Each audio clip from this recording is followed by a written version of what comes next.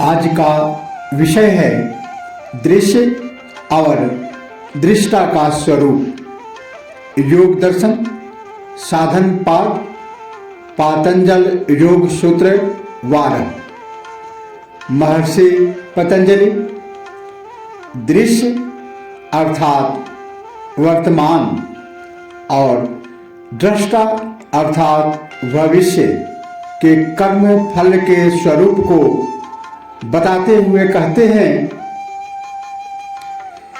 क्लेश मूल कर्माशयो दृष्टा दृष्टे जन्म वेदनीय।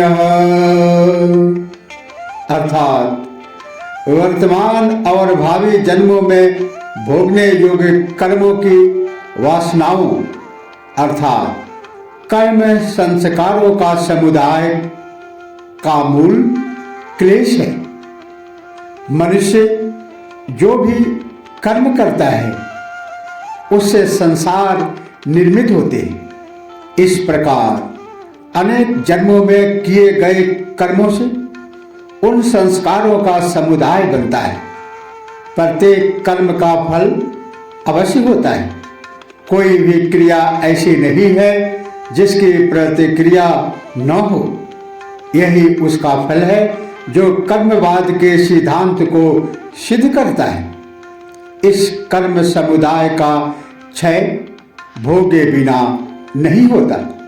जितने कर्म संचित हैं उनमें से थोड़े भी मनुष्य एक जन्म में भोगता है। शेष अगले जन्मों में भोगने के लिए सुरक्षित रहते हैं, किंतु उनका विनाश कभी नहीं होता। इस जन्म में जो फल भोग रहे हैं वे आवश्यक नहीं है कि इससे पहले के जन्म के ही कर्म है।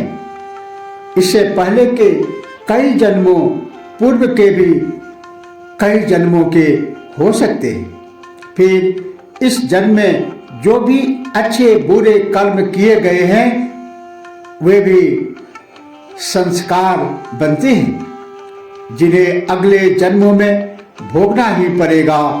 बिना भोगे इससे छुटकारा नहीं हो सकता। इस प्रकार इस कर्मजाल व उनके भोगों का कभी अंत हो ही नहीं सकता एवं बिना इसका अंत हुए मुक्ति की संभावना नहीं है, समाधि की संभावना नहीं है, कैवल्य पद की प्राप्ति की संभावना नहीं है।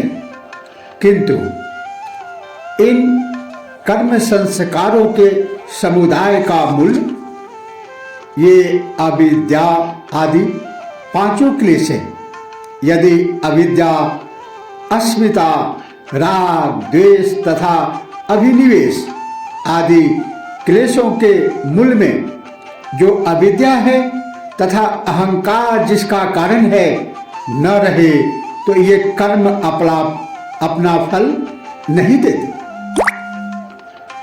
इन क्लेशों से रहित कर्म करने वाला नए कर्म संस्कार निर्मित नहीं करता, किंतु इन क्लेशों के रहते जो भी कर्म किए जाएंगे उनका फल इस जन्म में तथा अगले जन्मों में अवश्य भोगना पड़ता है। इन अविद्या आदि क्लेशों के रहने से ही वासनाएं पैदा होती हैं।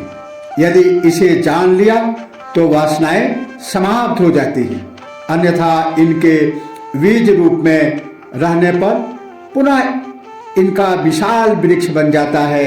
इसीलिए इस कर्म संचय को रोकने का एकमात्र उपाय अविद्या का नाश ही है।